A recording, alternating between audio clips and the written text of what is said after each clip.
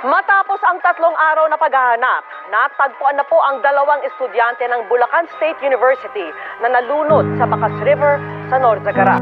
Medyo pasa-pasa ang hindi tumatama sa mga bato-bato. Tumatama yung mukha niya. Sabado na magtungo ang mga biktima sa ilog kasama ang ibang kaeskwela para umano mag-shoot ng video na requirement daw sa paaralan. Nahawi sa trahedya ang pamamasyal ng 7 magbabarkada sa Norzagara, Bulacan. Apat sa kanila ang nalunod ng tumaas ang tubig sa ilog. Nauna nang na-recover kahapon ang mga kasamang sina Lovely Lacaba at Nelson Godin. Weep not for roads untraveled. Weep not for Hello! Magandang araw sa inyo mga ma'am at sir. Nandito na naman po si Bungo TV sa panibagong episode. This time, pumunta kami sa Bacas River sa Norzagara, Bulacan. Itong lugar na to, bagamat maraming pumupunta dito, lalo na ngayong summer, napapabalita na meron daw nangunguha na elemento dito sa lugar na to. Kasi marami ng balita na narinig at nakita nyo sa news, di ba? Na marami talagang namamatay dito na nalulunod. Ngayon, nandito tayo para tuklasin ang misteryo na nababalot sa lugar na ito. Let's go! So, nandito kami sa Bacas. Ayun si Black Sheep. Tapos si... Anong pangalan mo? Walang yan. Si Soljet. Oy, Soljet TV na. Hindi na pinagsabi. Daming tao. Linggo kasi ngayon pero expected mamaya siguro since Lunes kinabukasan baka mabawas-bawasan na yung mga nandito. Titingin kami muna doon sa taas. Tara. Bayan? Hindi, kahit dito lang makita yung overview nung so dito ba yung may nalunod daw? Dito yung napapanood ko sa news na na yung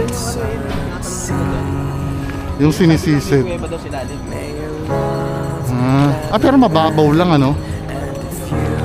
Hopefully mamayang gabi. Baka high tide mamayang gabi, hindi naman.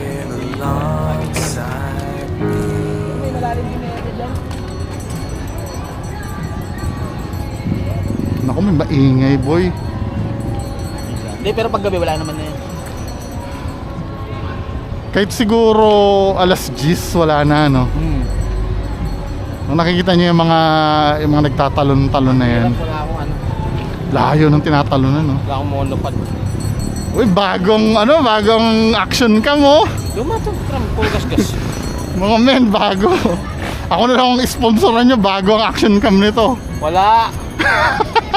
Naawa na nga ako pati sa cellphone kaya kinalkal ko ito kay ate. May drone na dun nagpapalipad. Yakadurin mo stago ka. Sinadya talaga namin na pumunta ng maaga para maabutan namin yung liwanag at makita ang kagandahan ng lugar. As expected, dahil linggo nung araw na yon, marami talagang taong pupunta doon. Pero alam namin, mamayang gabi, wala na yan kasi kinabukasan, Lunes na, may pasok na. Tignan yung setup ko. Back to back na action camera. So ang maganda kasi dito sa setup na to, walang makikitang glare dito sa di ba dati may ilaw, nag-aaway. Ito at the same time. May sa ulo, di ba? Dito kami ngayon sa Bacas River. Kasi di ba maraming rumor dito na may maraming mga nalunod na kung sino-sino. Mamaya bababa ako dyan.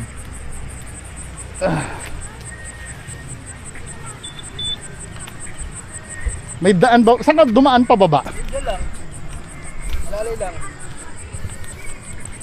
Ay doon may wala bang nandun para may nakita ako? Joke lang. dito ako bumaba. Karen to. So kasama ko si Black Sheep. Sayang wala si Noriel. Ay, may nag-iilaw na dun. Saan? Ayun pati yung ilaw may nag-iilaw na. Oo nga Baba tayo, dito tayo banda. Kasi pinaniniwalaan mga men, may basura pa oh. Gumawa sila ng upuan nila eh. Pinaniniwalaan na may nangunguha daw dito. Kasi doon sa napanood yun, doon sa unang part ng video ko, di ba? May mga news clippings akong nilagay kung ano yung nangyaring notorious dito sa Bakas.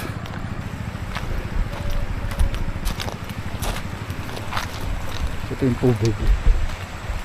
Now, mamaya titingnan natin, mag-investigate sila Sir Ed kung totoo ba talaga na may nangunguha dito o wala.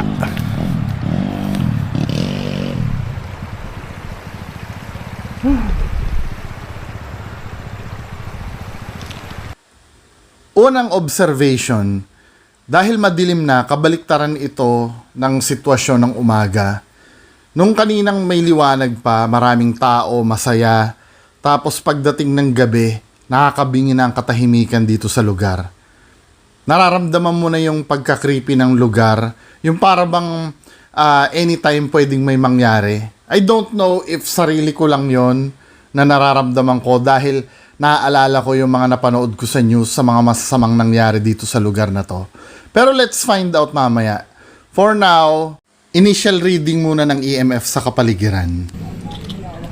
So, baseline muna tayo mga kababayan ko. Titingnan natin kung may EMF reading muna. Kasi pwede kasing mangyari, may natural source ng EMF dito sa paligid. Kung nakikita nyo naman baseline, ilalagay ko ito dito. Pasintabi po muna, no? Kasi in-advisean ako ni Sir Ed na makiusap muna, baka ma-offend.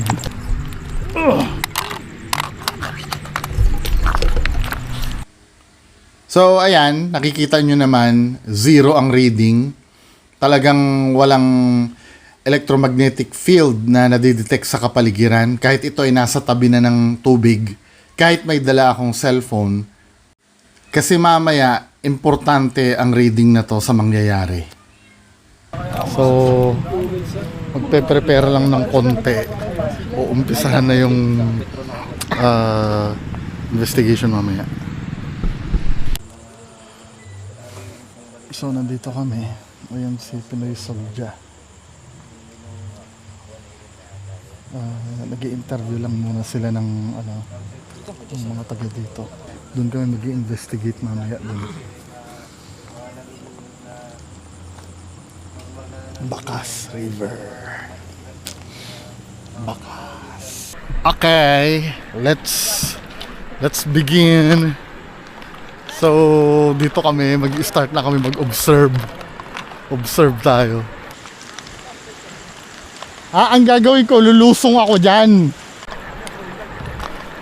Ay, patik na ako madulas. Kasi alam ko na may gagawin ako. Lulusong ako dyan. Wait lang ha. Ayusin ko lang yung rig ko.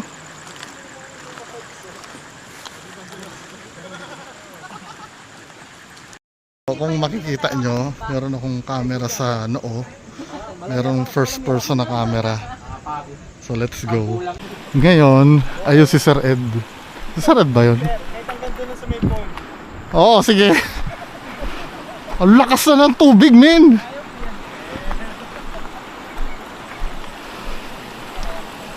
Ay, si Black Sheep pala to. Kala ko Sir Ed.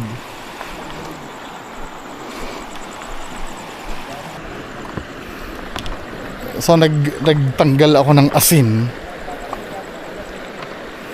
Nagtanggal ako ng asin sa katawan. So, try natin. Actually, creepy siya, no? Creepy siya na...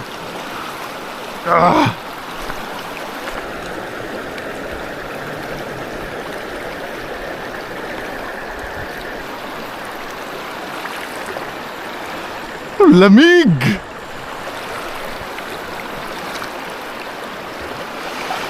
So makikita nyo, malinaw na ang tubig, hindi katulad nung kanina yung maraming... Ayun, meron nandun.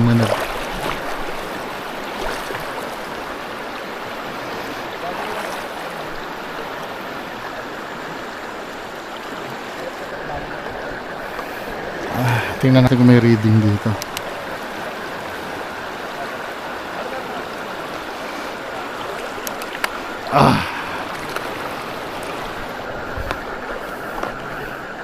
Wait. Yung leg brace ko pala.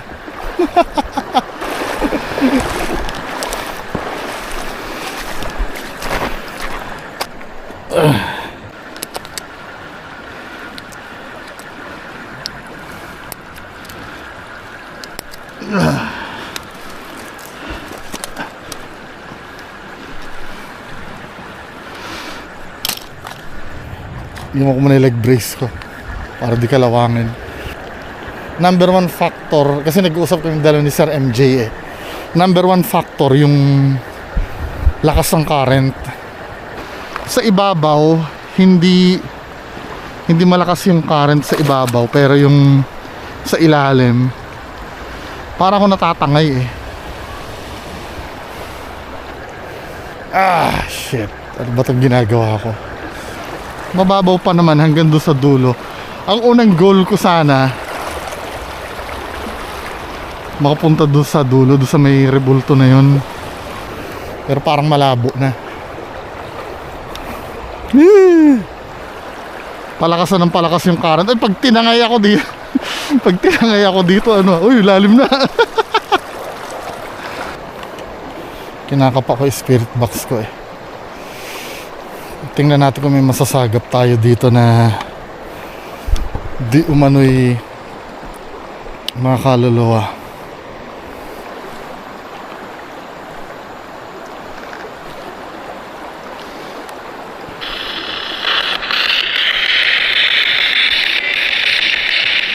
So nandito ako, nasa gitna. Palalim na ng palalim din yung ano. So kahit nakasawsaw na ako sa tubig, wala pa rin nangyayari na kakaiba. Tinry kong gumamit ng spirit box para at least kahit papaano makapag-establish ng communication. Nandito ba yung mga ano, yung mga namatay? Ang lakas na ng current nyo. Ay putang ina! Di ba may kasama ako sa likod? May kasama ba ako sa likod? Hindi ko alam if guni-guni ko lang, pero may naramdaman talaga ako na nakatayo sa likod ko kasi tumunog yung tubig. Ano? Ano sabi mo?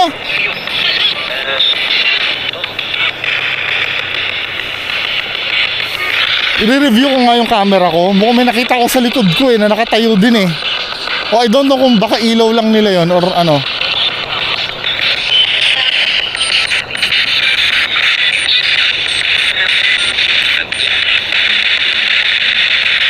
Ano?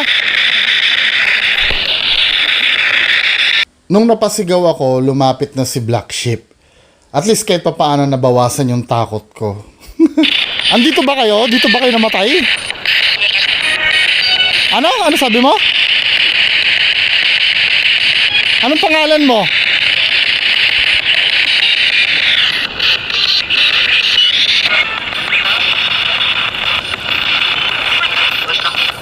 Kamusta daw? Okay lang naman. Ano?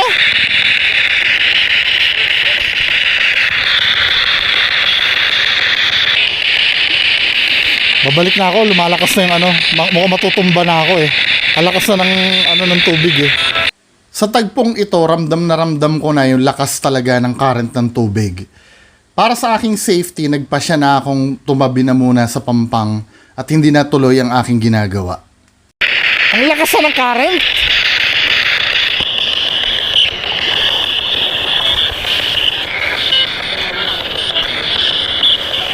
Kanina, feeling ko may nakatayo doon sa likod ko, yung napasigaw ako. Kaya pala. So dahil hindi masyadong successful yung ginawa natin or halos wala tayong makuhang ebidensya, nagpasya ako na mag-isip uli ng bagong experiment. Ganito talagang pag-ghost hunting nakaka-frustrate. Iniisip ko na nga kung mameke na lang ako eh. So mag-experiment ako ngayon. Try kong mag-isa dito sa gilid, no? Kasi ano sila eh, kanya-kanya kami ng dali ngayon eh. Try ko dito mag-isa dito sa gilid. Wala akong kasama. Naghanap ako sa gilid-gilid ng lugar na medyo malayo-layo doon sa campsite para kahit papaano medyo minimal lang yung contaminants na ingay. Kasi banda dun sa campsite maingay eh. Naghanap ako ng lugar na medyo tahimik.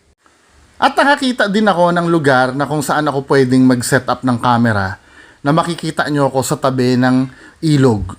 Dito ako mag-i-establish uli ng panibagong communication. Medyo kakaiba naman, gagamit tayo ng flashlight. Kung familiar kayo dun sa Maglite. Ito. Ito yung Maglite na tinatawag. May mga debunked videos nito sa sa internet. Pero dito, susubukan natin kung responsive siya. Upo lang ako dito. Shit. Ito yung Maglite Dito magre-response kung oo o hindi yung sasagutin ng supposed to be entity na nandito sa paligid. Lalagay ko lang to dito.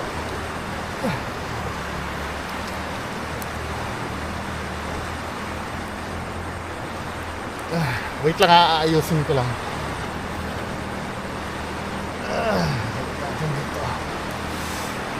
So, makikita nyo kung gagamit ako ng second camera para makita nyo kung responsive yung Maglite. So, ito yung Maglite. Nakikita nyo,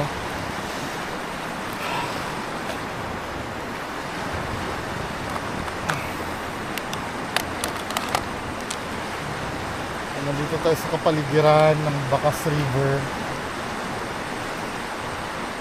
Dito mga, kung meron man dito tinanggal ko yung mga asin na dala-dala ko eh. Usually may asin akong dala-dala. Tinanggal ko. Now, kung nandito ka, kung meron man akong kasama, huwag kayo mag-alala, yung mga kasama ko nandun sa malayo. Ako nandito, ako sa gilid. Ayun yung parang grotto. Kung may kasama man ako dito, patayin mo yung ilaw ng Maglite.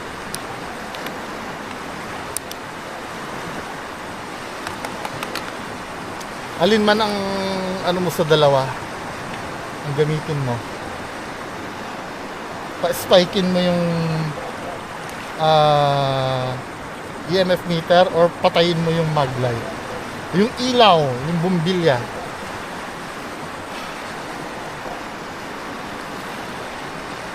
Wait lang, aayusin ko lang. Second try.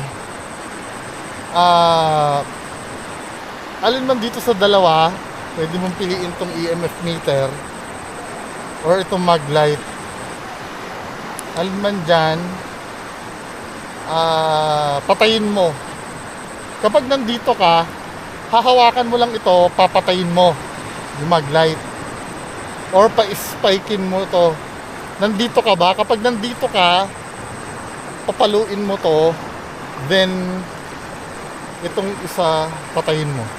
Mamili ka dyan sa dalawa kung alin yung gusto mong gawin.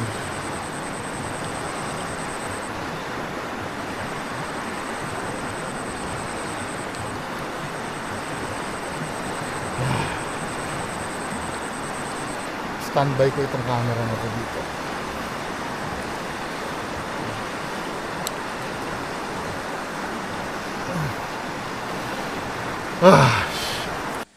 Finorward ko na lamang kasi talagang walang nangyayari. Inabot din ako ng halos mag-iisang oras sa tagpong ito na talagang walang response kahit anong gawin ko. Kung may naririnig kayong ingay, kung may naririnig kayong ingay, may nagsuswimming banda doon sa malayo. Malayo naman, pakita ko sa inyo. Banda doon, kung makikita nyo. Ayun ang tatapang kahit sobrang lakas ng anod, talaga sila. Gabi yan delikado yun eh.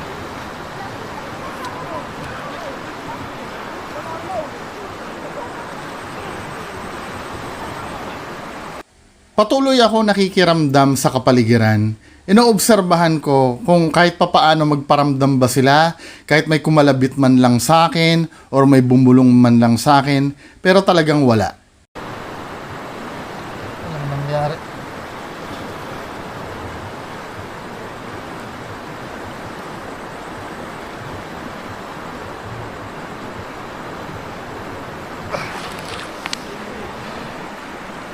So yun, nakikita nyo, walang response sa EMF. Dito tayo sa gilid ng tubig. Wala.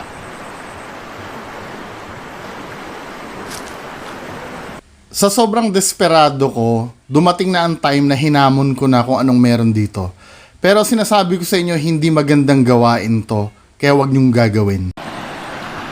Kung meron man nilalang na nandito, hilahin nyo nga ako. Sorry hindi po ako nakikipagbiruan, pero hindi naman yung hila na hihilahin nyo ako hanggang ilog, pero yung enough lang na magparamdam kayo sa akin. Enough lang na magparamdam kayo sa akin, mga kaibigan. So nandito tayo sa bakas. Dati daw, taon-taon daw merong kinukuha to. Taon-taon ba? Or weekly? Kaya ngayon medyo okay na ngayon eh. Kasi bantay sarado ng mga lifeguard. Ito mukhang may lifeguard sa likod ko. Pina-flashlightan yata. Kita nyo nga, malinaw ang tubig.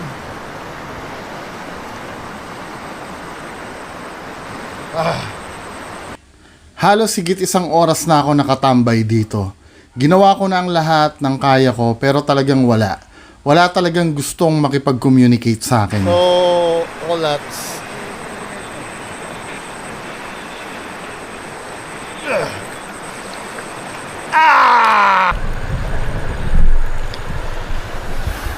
So, binigyan na natin ng time, no? Kung ano man yung dapat gawin.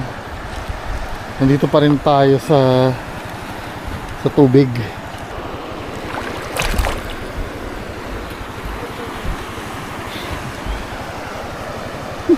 Pag nailaglag ko dito yung camera ko, ano ha, sponsoran nyo ko lang bago.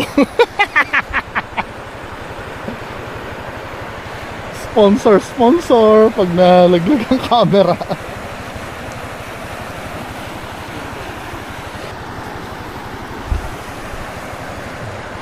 Baka may kataw.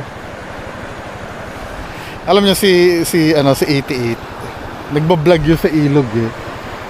Yung sabi may kataw daw. Baka dito may kataw. Nakakaingit yun sila 88. Ano pag sila nakakakuha sila ng mga kataw. Mantalang ako, wala akong makuha. Kaibigan, bigla may umahon eh, no, na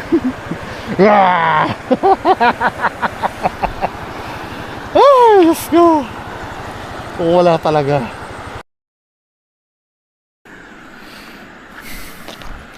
So dahil olats kami, may gagawin si Sir Ed na kahindik-hindik na para makita daw namin.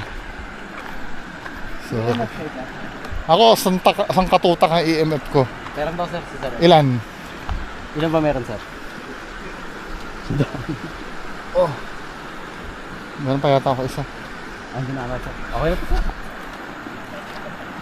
Anod sir. Kailangan pa ba? Drone ang kapalit niya pag ginanod ah. Meron pa isa sir.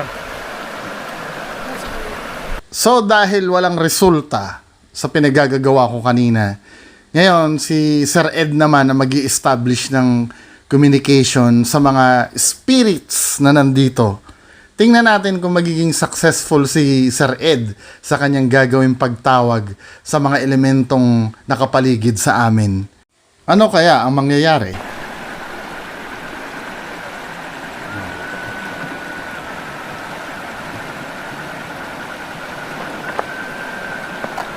Habang ginagawa ni Sir Ed ang kanyang quote-unquote ritual, tumatakbo sa aking isipan, Sir Ed, huwag mo kami ipahiya. Ikaw na lang ang pag-asa namin. At hindi naman kami binigo ni Sir Ed. Pero may problem.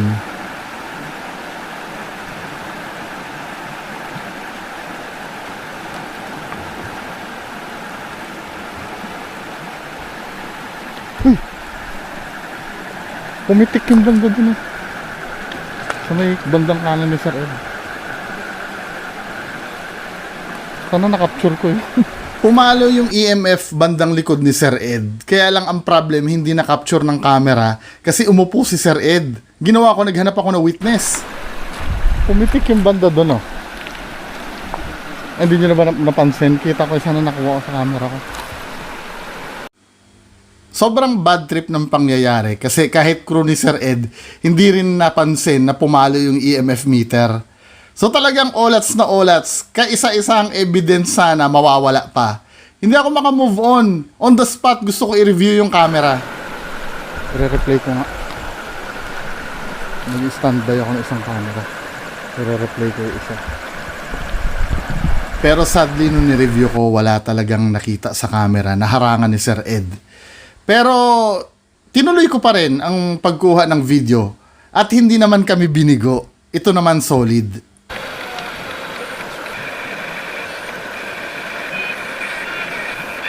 Yun!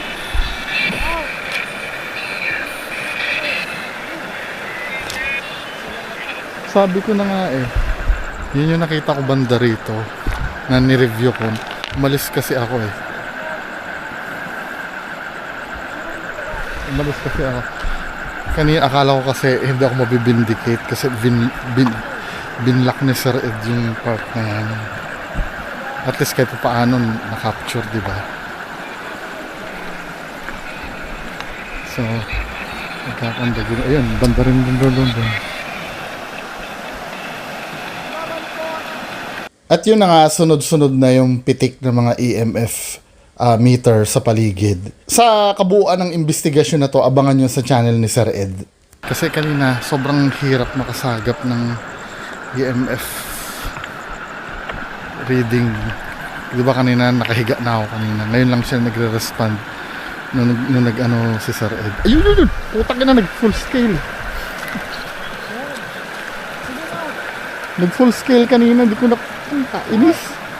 Ang hirap hulihin ang puta. Lipat-lipat eh, kung na ginagamit eh. Kanina nung nandun ako, magdamag ako nakahiga doon kanina, wala nagre-response eh. Sinasama na yung pako, laptop, wala pa. So yun yung kanina yung tinatawag ni Sir Ed. Ni-review ko kasi kanina, hindi na-capture. At least kahit pa paano na-vindicate ako, di ba? Isang oras ako na nakasawsaw. Ngayon na nagre-response nung tinatawag ni Sir Ed. I don't know, no? Hindi ko pala i-declare ang paranormal, pero kayo na yung bahalang magsabi. Basta wala ko i-declare ang paranormal. Ayoko maglumitaw na bias. Kasi sasabihin ng iba, porket ka ano mo, porket ka kampi mo. So mga kababayan ko, at the end of the day, kayo pa rin ang magde-decide kung ano ang tingin nyo sa inyong napanood. Kami lang ay nag-investigate at ibibigay lang namin sa inyo kung ano yung resulta nun. Anyway, interview na lang natin si Sir Ed after ng mga ginagawa niya. Baka lobat na. Sir Ed, ano size up mo dito? Ano yun? Kaluluwa ng namatay or namatay? Kaluluwa ng nalulun. Pero may elementals or ano? Elementals pero hindi Mas ano yung mga nalunod? Oo, nalunod dahil kapabayaan. Kapabayaan. Walang connection yung elementals sa pagkalulunod nila. Pero nandyan sila. Nandyan sila, meron. Pero Oo. hindi sila responsible. Doon sa pagkamatay. Otherwise, kasi kung responsible, itong mga elementals na yan, magre-respond siya, mag-explain ng side nila. Kasi una, Kasi may reason kung bakit nila gagawin yun, di ba? yes, kung ikaw ay nag-invade sa kanilang territory or nalaban mo yung kanilang rules, pwede ka nilang saktan. Pero kung wala ka namang ginagawa, hindi ka naman makakalimutan. So kaya nga, ang ginawa ko kanina, nag-alay ako dyan. So yun, ang alay ko yun, para i-welcome nila tayo. It's supposed to be, dapat kung sila yung may kasalanan, dapat magre-respond sila. Kasi sila parang tao din. Na-explain nila yung side nila. So wala walang nag-response doon. And then later na lang, ang tinawag ko, yung nalunod, saka nag-response yung Ano yung mga, may pagkakakilanlan ba? yung Mark na nag-response kanina. Kasi nung nakita ko siya kasi kanina, medyo blurry, pero kung bibigyan mo siya ng edad niya, siguro nasa 20 to 25 years old na. So ang cause kapabayaan lang talaga. Hindi dahil may nangunguha or may Kasi kung may nangunguha dyan, kung may nangunguha, huwag tayo, ibig sabihin ba kung may nangunguha, yearly ka lang kukuha? Eh araw-araw may nag-i-invade ng territory mo. di sana araw-araw ka na may kinuha, di ba? Araw-araw merong nagliligo dyan, araw-araw may nagkakalat dyan, at yun kung galit ang mga elemento sa ganon, na ginagawa, dapat araw-araw silang kumukuha. Sa katapusan ng aming pag-iimbestiga, hindi na rin talo. Kahit nasabihin mong walang solid evidence na nakuha. Kasi maganda talaga yung lugar. Sobrang ganda ng lugar na pwede nyong puntahan ng buong pamilya nyo. Katulad ngayon, summer, di ba? Pwede kayong pumunta dito at pwede kayong magsaya. Kaya lang, katulad ng sinabi ni Sir Ed, ang kadalasan na nagiging cause ng mga pagkakuha ng buhay dito or ng kamatayan ay ang hindi pag-iingat ng mga pumupunta dito. Yun ang main reason. Katulad nung paglalasing habang nagsuswimming, pagkakaroon ng harutan na wala sa lugar, at hindi pagsunod sa patakaran ng resort na to. Kaya mga kababayan ko, kailangan talaga hindi nawawala ang pag-iingat sa ating lahat. Every time na tayo ay makakapunta dito sa lugar na to. So, Sir Lance, kamusta ka na? Okay naman, nag-enjoy ako sa outdoor. Salamat sa inyo na At least, sama-sama tayo, di ba? Hindi tayo nag-iiwanan.